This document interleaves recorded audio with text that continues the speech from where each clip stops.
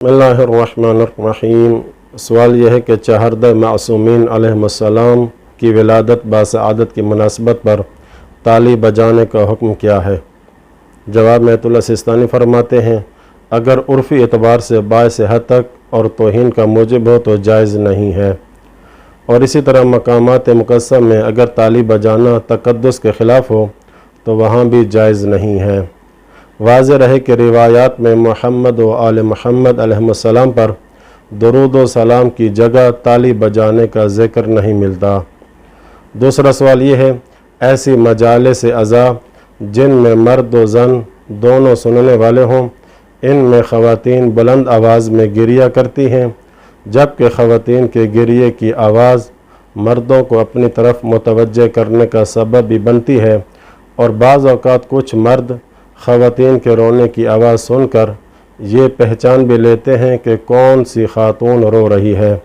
इन तमाम हालात में क्या खातून का बुलंद आवाज़ से गिरिया करना जायज़ है? जवाब में आयतुल्लाह सिस्तानी फरमाते हैं, खातून का इतनी बुलंद आवाज़ से गिरिया करना कि इसे अजनबी मर्द सुन सके तो ये हराम नहीं है, जब तक इसकी वजह से कोई और मफसदा या ख़राबी या बिगाड़ पैदा न हो। तीसरा सवाल ये है, क्या खातून अपने मखसूस अय्याम में मजलिस अज़ा में जा सकती है?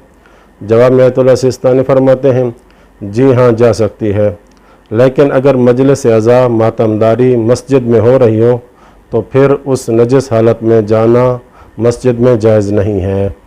चौथा सवाल ये है, क्या जवान लड़कियों या शादीशुदा खातून का मस्जिद में नमाज जमात पढ़ने के लिए या दीनी तकरीर और मजलिस सुनने के लिए जाना जायज़ है या नहीं, जबकि वालिद या शोहर इससे राज़ी न हो या वहाँ जाने से शोहर की हक तलफ़ी होती हो?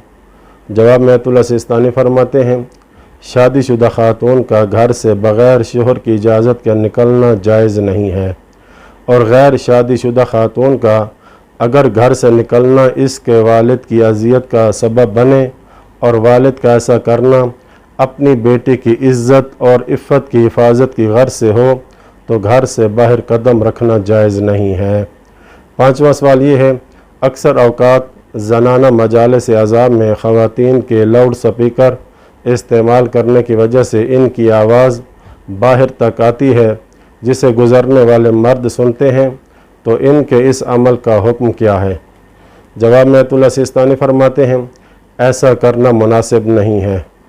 छठा सवाल ये है, क्या औरत के लिए उन घरों में मजलिस अज़ा पढ़ना जायज़ है जो शाहराए आम के करीब होते हैं, जहाँ न महरम मर्दों के गुज़रने और उस औरत की आवाज़ सुनने का कभी एहतमाल होता है?